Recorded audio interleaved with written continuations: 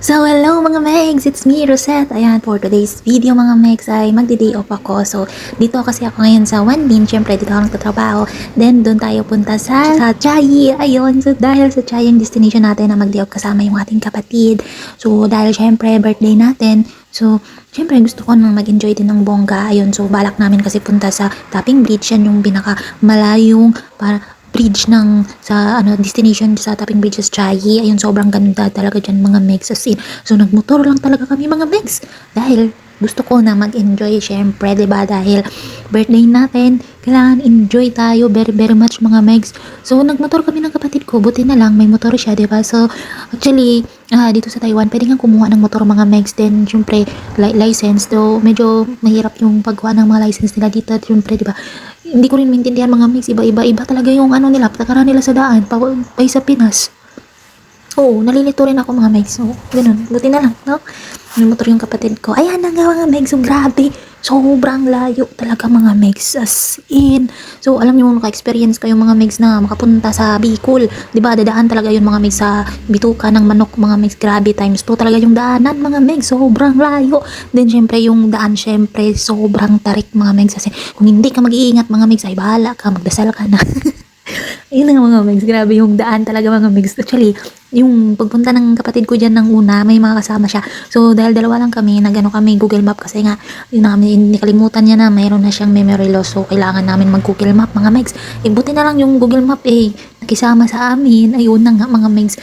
Hindi ko talaga akalain mga Megs na ma-experience ko ulit ito kasi dalawang beses ako mga Megs nakapunta sa Bicol. So, mga dalawang beses rin kami nakadaan dun sa bituka ng manok. Sobrang delikado, diba mga Megs? Pero ito mga Megs ay mas delikado kasi times 2, diba? So, diba? Ayun na nga mga Megs, kahit na delikado yung lugar dyan mga Megs yung dinadaanan namin, sobrang ganda, may enjoy ka talaga mga Megs. Kasi nga buti na lang ma-smooth yung pag-drive ng kapatid ko. Actually mga Megs, ganito yun. Ayun, so kwento tayo ha. Yun na nga, natatakot din ako mga Megs kasi nga syempre birthday mo, magbabiyahe ka, di ba? Pangit din yun, di ba? So thankful naman ako dahil iningatan ako ni Lord yun. Thank you so much. Ayun. So, yun kasi, first time ko rin sumakay sa motor ng kapatid ko mga Megs. Actually, pasaway rin tong kapatid ko mga Megs. Dati kasi nung nasa Leyte pa siya mga Megs, nagbabike pa yan. Ayan, yung bike dala niya, sa gitna pa siya talaga ng daan, dumadaan. Ayun, so, yung mga jeep, mga sasakyan na lang nag-a-adjust sa kanya kasi nga hindi siya tumatabi. Ayun, so ngayon, sumasakay ako sa motor niya, sabi ko, Diyos ko Lord, nawa ingatan mo kami. Ayun, so thankful naman ako kasi nakarating kami ng safe, di ba? Ayun, yun na nga, ang dal ko talaga mga Megs. Actually, na-miss ko talaga voice over. Ayun na nga. So, nakarating na kami dito mga Megs. Siyempre, gutom na gutom kami niyan. 1 hour yung biyahe namin. Sa kahit sobrang sakit talaga sa anita mga Megs. Grabe. Kahit 1 hour yung biyahe, masakit talaga kasi nga yung daan. Siyempre, yung mo dyan, isip, puso, tapos hita mo pa masakit, diba? 3 in 1. Yun na nga. Siyempre, dahan-dahan lang kami dyan. Ito tourist spots. Meron naman silang bus na pwedeng pumunta dyan sa mga tourist. Kaso nga lang syempre hindi namin alam kung saan sasakay sa bus, diba? So kaya nag-decide na lang din kami magmotor dahil may pupuntahan pa talaga kami na ibang destination.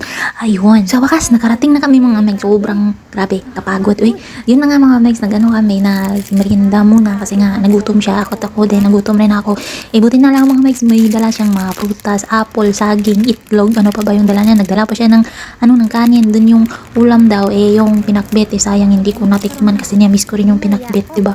So yun na nga, dahil syempre nagmamadali kami, kailangan din namin na magmamadali kasi may pupuntahan pa kaming ibang destination. Ayun, so ganyan pa talaga ako mga Megs, diba? Yung nagpapauso-uso ba? Natawa na ako, nag-join din siya. Ayun mga Megs, kumain ako dyan ng hindi ko alam, nakalimutan ko yung pangalan yun, basta masarap yan mga Megs, tuna, tsaka yung seaweeds. Ayun, sobrang sarap yan mga Megs. So nasa 54 inte at ayan yung binili ko, pero masarap siya. So, syempre, bago ka tumakyat dun sa bridge, mga Megs, may ticket mo na 100 NT yung ticket namin. So, syempre, dahil birthday ko, ako na naman mga Megs nagbayad. So, 200 NT yung ginastos ko dyan. Yun, so, yun na nga mga Megs. Yun, so, sobrang ganda daw dito. So, kaya, let's go!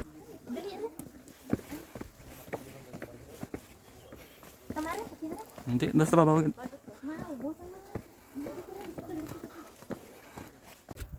Ito ka, picture ka dyan. Hindi. Live ako. So yun nga mga may sobrang ganda. Sa nakarating na kami dito sa taas ay sabi so sariling sikaw talaga sa picture. Buti na lang may standee siya nadala. Hindi ko alam kung ano yung pangalan nun. Basta kaso nga lang pag nagpicture ka bluetooth tapos pindutin mo lang kaso blurred yung labas kaya tiniis ko na lang ayun. Yun nga nahiya talaga ako mag picture mga mags kapag may nakarinig ako na kapwa Pinoy diba so parang ano tayo dyan buki diba buki. Yun nga syempre nahiya ako pero yung isip mo yan kapakalan ko yung mukha ko kasi pang post ko to. Siyempre, di ba, kailangan din natin magandang kuha ng video dyan, kahit hindi naman quality yung cellphone natin. So, siyempre, bibili pa tayo mga mic soon, di ba? Ayun, so, sobrang ganda, nakaka-relax, grabe, kahit ilang 5 months akong hindi ako naka-day off. Parang ang sarap sa feeling na naka-unwind ka, di ba?